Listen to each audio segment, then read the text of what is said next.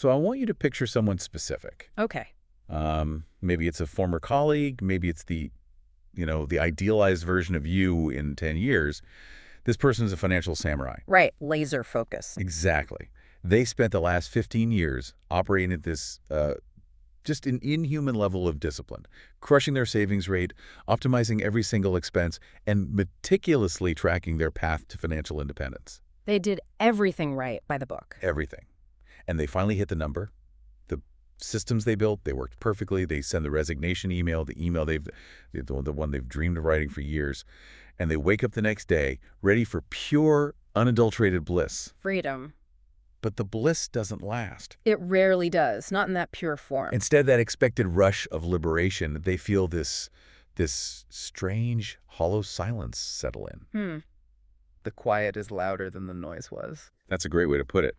The stressful, demanding job is gone. And suddenly, so is the daily reason to get out of bed. The structure that defined their week, the status that defined their identity, and all the casual connections that define their social world. The entire scaffolding is just gone. So if you achieve the ultimate goal, the one that promises freedom, control, and peace, why do so many successful early retirees, people who are set for life, secretly report struggling with purposelessness, anxiety, or even seeing their mental health decline in the quiet months right after they quit? Well, that question cuts right to the heart of the ultimate paradox of the FIRE movement. Which is what? It's that we meticulously plan the financial side. I mean, we focus on spreadsheets, safe withdrawal rates, and, all the investment vehicles. We spend decades focusing solely on the money required for independence. Right, the how-to. But we dangerously neglect the mental and emotional architecture required for true fulfillment. That is a huge oversight. It's a massive one. And surveys really underline this neglect. Something like 74% of people meticulously plan the financial side of retirement, yet only 35% make a similar effort to plan emotionally or psychologically for that major midlife identity shift. Wow. So that is a staggering gap. It means, what, 2 out of 3 people arrive at their dream life without a blueprint for actually living it? That's it. Because financial stability is only half the equation. The other half is the human side. Purpose, identity, and connection.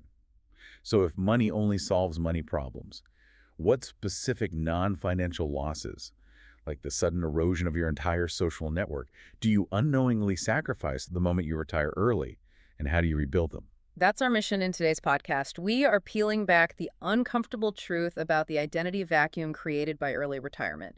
We're going to provide you with the proven psychological strategies and a clear roadmap, turning that hard-won financial freedom into holistic, sustainable, and meaningful fulfillment. I think people need to hear that. Because this transition, it's not a vacation. It's a deep psychological journey involving distinct, often painful phases. Absolutely.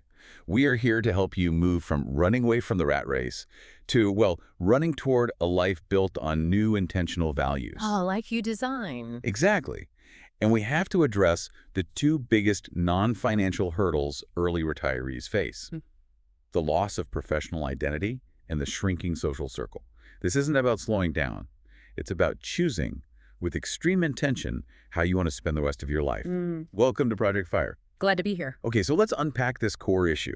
We all understand why we're leaving the job, the stress, the bad bosses, the grind.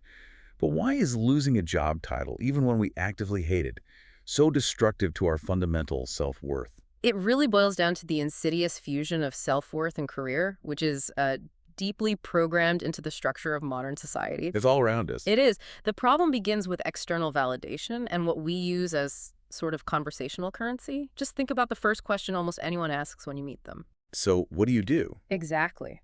That question immediately forces you to define yourself and your value through your profession, your achievements, your promotions, and your salary.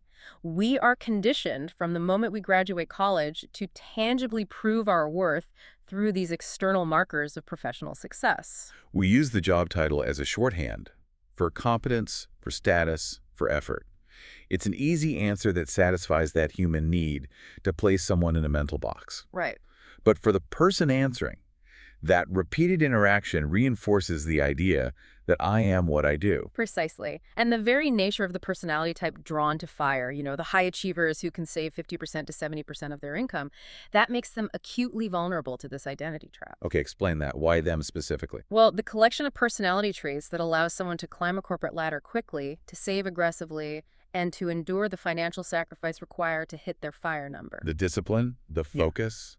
That relentless focus, the fierce, often perfectionistic drive, the constant need for achievement, those are the same traits that leave them psychologically exposed when that structure vanishes. They become highly vulnerable to feelings of anxiety, depression, helplessness, and a profound loss of purpose when the central focus they built their entire life around just disappears. So it's the paradox of the driven personality. Yeah. You succeed on an extreme, admirable level, but when that achievement engine is suddenly turned off, you realize your entire internal commentator, Yeah. your self-talk, was built around performance reviews and quarterly metrics. Yes. You literally don't know who you are without the challenge. And this realization often coincides with what we call the corporate lie. It's the truth that high-performing employees often uncover the closer they get to the C-suite. Okay. It's easy to internalize the value the company places on your work, the huge salary, the bonuses, the praise, as your personal, irreplaceable value. But the system views you differently. The system views you through the lens of value extraction. Executives and CFOs, they view employees primarily as highly skilled temporary resources. You're a number on a spreadsheet, an expense in the equation of revenue and profit margin. So all that we're family talk is. It's a tool. They are incentivized to extract maximum value for the investors. All the details about team building, company culture, or employee appreciation are fundamentally tools to manage expenses and turnover. They are incidental, offered because they are less expensive than, say, actual living wages or union negotiation. So recognizing that the company does not care about you as a person, that they would replace you in a week if you quit or died and the entire department would carry on. That's crucial, but it's got to be painful. It is. Reveals the validation you received from that system was hollow. It is painful, but it is the essential first step toward the actionable mindset shift needed before retirement. You have to transition from being resume ready to being eulogy ready.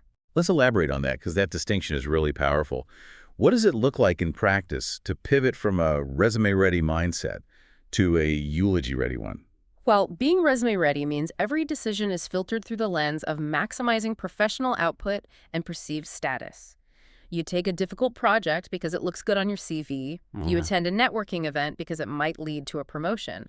Your priorities are entirely external and focused on some future quantifiable achievement. Okay, so what's eulogy-ready? Being eulogy ready flips the script entirely. True worth in this framework comes from your character, your relationships, and your genuine impact on your community and your family. So you ask different questions. Totally different questions. When you make a decision, you ask, does this align with my deep-seated values? Does this deepen my relationships? Would I want this action discussed at my funeral? It's a shift from asking, what did I earn, to asking, how did I live and whom did I help? Recognizing your job is merely a transaction, a way to access resources, is the key to disconnecting your sense of self from the paycheck. That makes the retirement decision itself a kind of moral inventory, not just a financial one. That's a great way to think about it. But if the goal isn't money and the purpose isn't my job title, where's the drive for meaning come from? And why does early retirement, this achievement of total freedom, hit us exactly when we need that sense of purpose the most? To understand the timing of this crisis, we really need to apply a psychological framework that organizes our lifespan. Erik Erikson's psychosocial stages of development, they map the core psychological crises we face at different ages. Okay. And early retirement often throws a wrench right into the middle of this schedule. How so? The typical early retiree, retiring in their late 40s or 50s, falls squarely into Erikson's stage of generativity versus stagnation. Generativity, that word alone. Yeah, It sounds exactly like what people feel they lose when they quit work. it is. So what is the existential crisis of this stage? The core existential question is, can I make my life count? The primary psychological drive is focused outward, guiding the next generation, feeling productive, expressing creativity, and contributing meaningfully to society beyond just your immediate family. For most people in modern Western society, the primary vehicle for that generativity is their career, their ability to innovate, mentor, manage, and build. So if the career was your main vehicle for generativity, then retiring early without a carefully constructed replacement purpose means you are essentially jumping out of the vehicle decades ahead of schedule. That's a perfect analogy. And that lack of structure can lead directly to stagnation. That's the premature crisis of early retirement. You pull yourself out of the clear societal structure for making your life count. And stagnation is characterized by a feeling of having little to offer, of becoming self-absorbed and feeling disconnected from the flow of life and contribution. So it's not just boredom, it's a deep sense of uselessness. Yes. And if you spend your 50s and 60s feeling useless or bored, failing to resolve that generativity crisis, it makes the final stage of life-late adulthood, which focuses on ego integrity versus despair, much, much harder. What's that stage? That final stage asks, is it okay to have been me? If your middle years felt aimless, that final reflection becomes very painful. So the goal in early retirement isn't just relaxation. It's an urgent mission to find new, sustainable structures for generativity. Exactly. We need new ways to feel productive and to guide others. How do we build that self-worth without relying on an external job title? We must intentionally seek out activities that rebuild a sense of mastery and growth. This is all about finding pursuits where your progression is 100% dependent on your own effort and ability. Things that are purely internal. Purely internal. The sources highlight pursuits like learning new skills, perhaps a musical instrument, a foreign language, or even intensive physical training like martial arts or specialized fitness, I mean, why are these so effective? because they provide tangible proof of capability that cannot be taken away by a boss or a market downturn. I love that idea. You aren't going to get a low grade on your piano practice because it's a tough market right now, or have your yoga studio downsize your role to please investors. The feedback is immediate, inherent, and honest. Exactly. You induce moderate strain on your body or mind. You strive toward increasingly advanced goals, a black belt, learning a complex piece of music, finishing a marathon, and you prove to yourself internally that you are capable of adaptation and growth. These activities provide positive reinforcement and little reminders of your strengths and talents, completely independent of your previous work identity. It's self-reliance in its purest psychological form. That's profound. The initial financial plan is great, but the emotional plan needs to address these core human needs for contribution and competence, right when our societal structure for meeting those needs just vanishes. It's the other half of the plan. Before we move on to one of the most surprising and often overlooked side effects of early retirement, the sudden collapse of your social circle. Take a quick moment.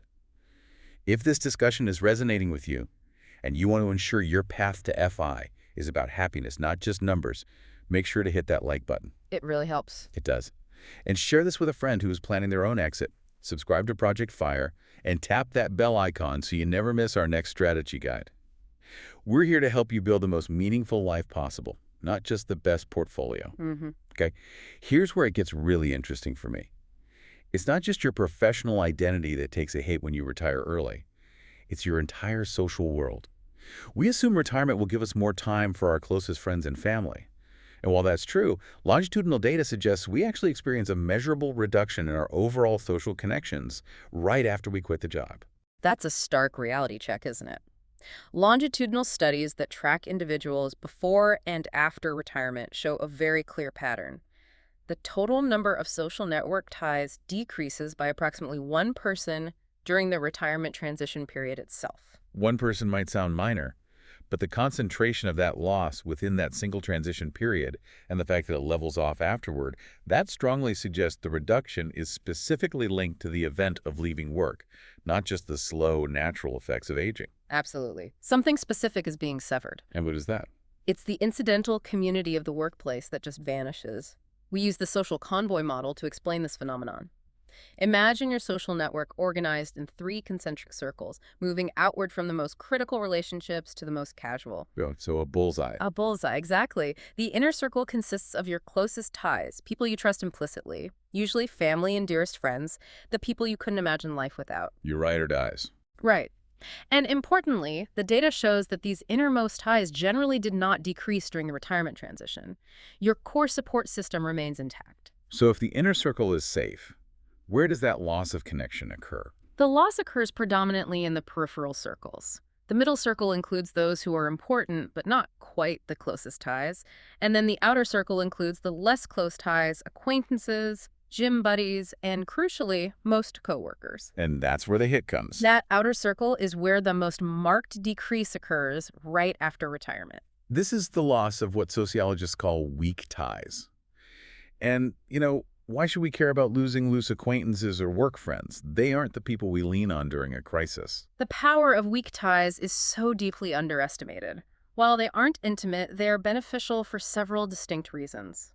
First, they are voluntary, often less time-consuming and less emotionally intimate than deep friendships, meaning they're less likely to bring negative social pressures or demands. Right, it's low-stakes interaction. Very low stakes. But second, and this is most critical for the early retiree, these loose work-related contacts are essential for preserving cognitive function and mental agility.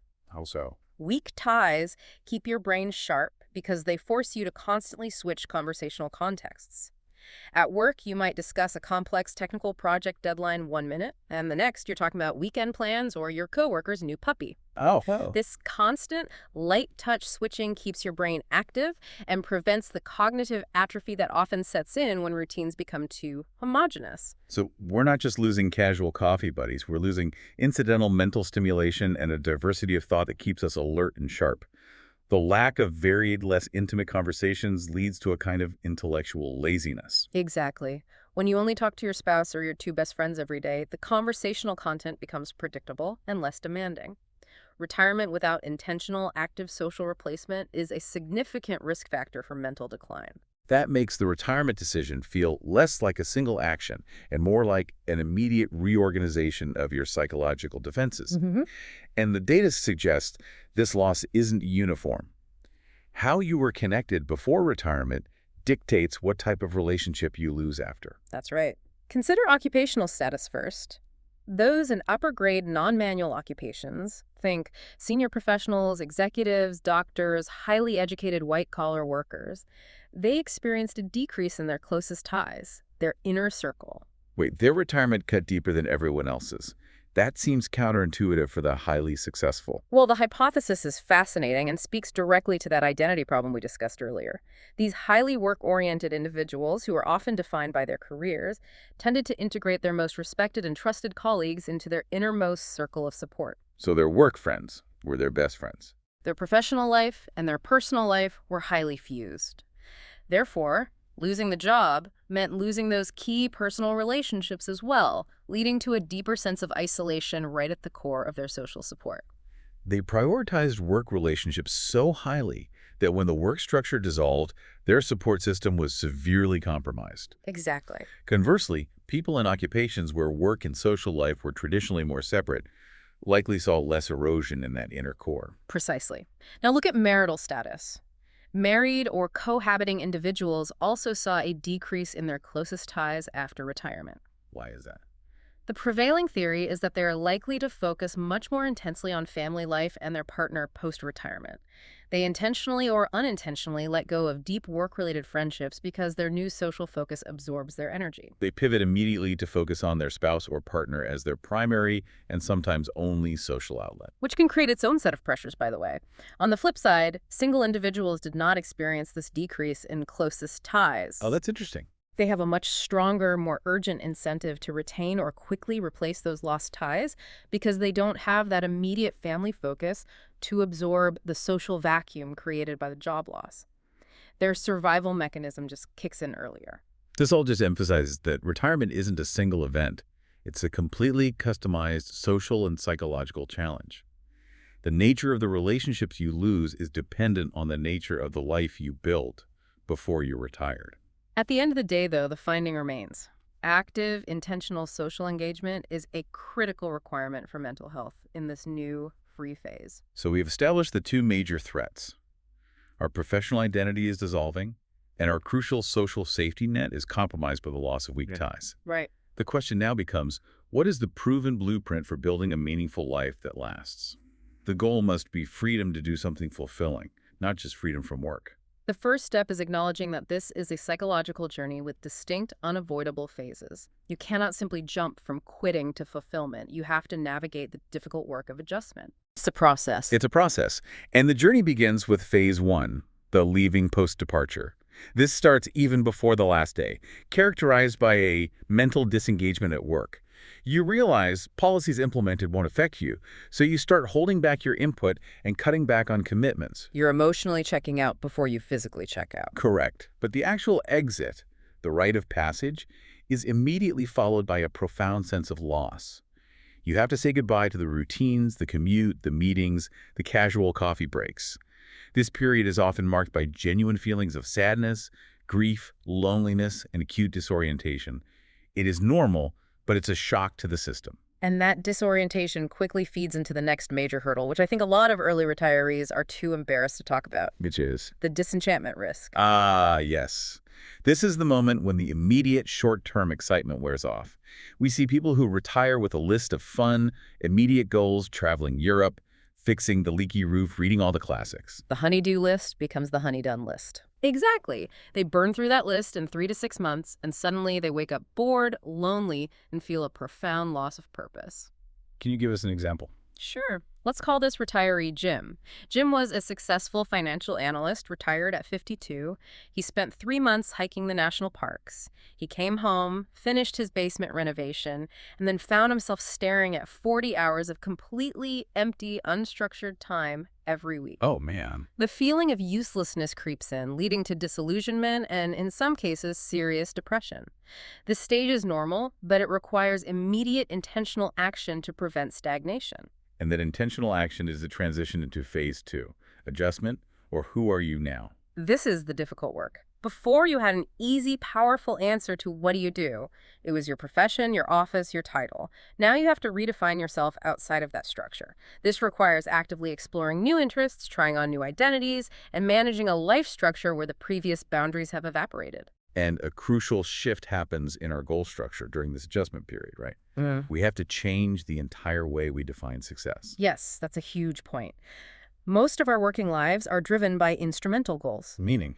We do A to get B. We work hard to get a raise. We network to get a promotion. We save money to hit the FIRE number.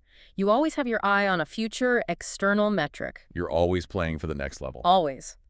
In retirement, we must radically shift toward in-the-moment goals, or self-encapsulated fulfillment. This means taking genuine pleasure in the immediate, non-transferable event. Like what? This could be the simple act of listening to music, truly enjoying a conversation with a friend, focusing on the smell of coffee, or walking the dog purely for the experience of the walk, not to hit a 10,000 step count. Much of the new, sustainable happiness found in retirement comes from this shift, embracing the present moment rather than always chasing the next external achievement. That's a fundamental change in perspective. It is. And if the identity vacuum is created by the lack of purpose and structure, for many, the answer is not a life of 0% work, but shifting the type of work entirely. This is where the concept of the encore career provides a beautiful, purpose-driven solution. Okay, define an encore career for us and explain why it's so critical for the early retiree demographic. An encore career is typically a role for individuals aged 50 and older, but it's perfectly applicable to the FIRE community. That is a paid position meeting a genuine community need. So it's mission-driven. Exactly. And crucially, it must utilize their professional experience, passion, and skills for the greater social good.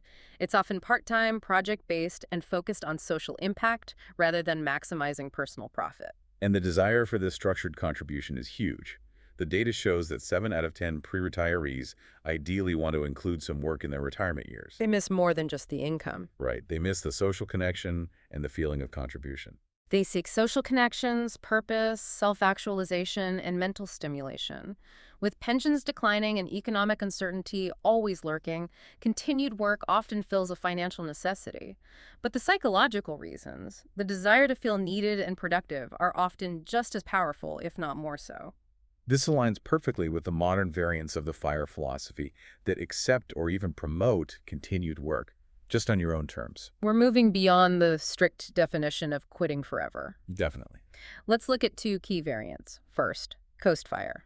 Explain that. You save aggressively early until your portfolio is large enough that compounding alone will cover your full retirement expenses by age 65 or 70.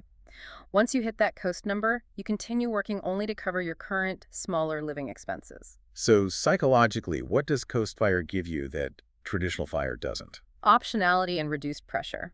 Because you are not relying on that income for future security, you can choose roles that are dramatically less demanding or stressful. You can take a 50% pay cut for a 90% reduction in stress. It's buying freedom of choice, not just freedom from work. Precisely. It allows the early retiree to transition into less demanding, more satisfying roles long before they quit entirely. Then there is semi-retirement or barista fire. The classic. This is working part-time, often entirely outside of your original career field, just enough to cover incidental expenses or monetize a hobby. Like the classic example of the high-stress Silicon Valley executive who ends up teaching coding classes at a community center or working shifts at a local coffee shop, hence barista fire. Right. They are trading high pay for low stress and high social interaction. And that's valuable. Or, and this is where the encore idea really shines, they might use their senior skills in a low-stress environment. Someone leaving a large multinational accounting firm might transition to doing simple bookkeeping for a local cake shop or handling the payroll for a small nonprofit. They're seeking structure and enjoyment. And crucially, they are using their competence without relying on the income. The work is about identity and connection, not accumulation. So if I'm in phase 2, the adjustment phase, and I decide I need that structure, how does a highly skilled professional actually secure these flexible, satisfying roles outside of the traditional 9-to-5 grind? Well, there are three primary strategies for professionals who have built up experience and leverage. First, if you generally liked your current company or industry, you can try to negotiate a conversion from full-time to part-time or project work. Your accumulated savings give you the security to leverage that conversation. You might tell your former boss, I'm retiring, but I'd be happy to handle X and Y project for 15 hours a week at a consulting rate. And the company gets to keep that institutional knowledge. It's a win-win. Often it is. Second, and often the most lucrative and flexible for senior professionals, is consulting or freelancing.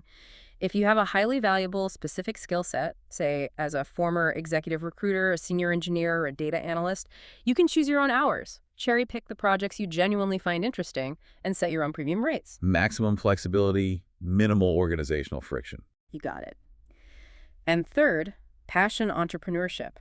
This means starting a small business that is intentionally built around your ideal lifestyle, where maximizing profit is secondary to maximizing enjoyment and flexibility. So not a venture-backed, scale-at-all-costs startup. The opposite. This is often a non-VC funded venture. You are creating a business that serves you and your lifestyle goals, rather than allowing the business to consume your life as your previous career did. Those are fantastic paths for those who want a structured contribution. But what about the early retirees who are determined to step away completely? Filling that time requires an even more rigorous, intentional strategy for finding meaning that doesn't involve a paycheck. For those ready to leave the paid world behind, we shift the focus to contribution and legacy. The highest impact activity, consistently linked to higher well-being, is volunteering or giving back. That makes sense. It provides an incredible sense of accomplishment and purpose, irrespective of your background or former status. Volunteering provides the structure and social connection that the workplace used to offer, while satisfying that need for generativity, the need to make your life count. And this has to be planned in advance, right? It can't be something you just decide to do on a Tuesday morning 6 months after retirement. Absolutely not. Experts advise planning your volunteering activities 3 to 4 years in advance. Use weekends or evenings now to start volunteering at a food bank, an animal shelter, or a church group. Why so early? It serves two purposes. It allows you to test the waters and gain experience in the nonprofit world, and it ensures you have commitments lined up for the day after you quit your job. You hit the ground running. And you don't have to learn an entirely new skill set to be useful. In fact, it's far more powerful to redeploy your existing skills. That's the key. Think about it. If you are an accountant, a nonprofit desperately needs someone to handle their books. If you're a project manager, a community group needs someone to coordinate volunteers for their large initiatives. This is highly valued, specialized work that makes a massive impact. That's a great point. I saw a stat that something like 40% of LinkedIn hiring managers view volunteer work as being as valuable as paid work. It's real experience. Beyond community service, the other major avenue for generativity is creating a legacy. How do we harness that desire for lasting impact? Legacy is found by passing on wisdom and sharing experience. This primarily happens through mentorship guiding the next generation, whether that's family members, students, or early career professionals in your former industry. It's an invaluable way to utilize that institutional knowledge you spent 25 years building. And creativity, too. Yes, and creativity and historical work.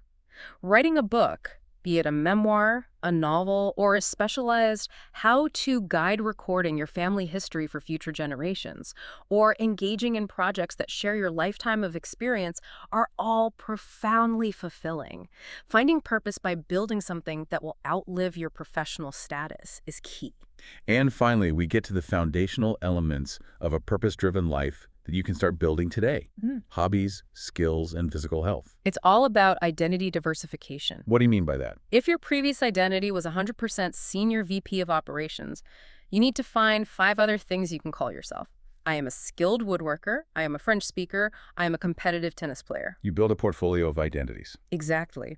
And lifelong learning is essential here. The pursuit of mastery without an end goal, learning a musical instrument, picking up a second language, studying history, are excellent because they keep the brain healthy, functioning, and sharp. Right. The brain, like a muscle, atrophies when not challenged. These pursuits ensure you always have a mental mountain to climb, regardless of your bank account. And then there's the pursuit that provides continuous positive feedback and improves life in every single way.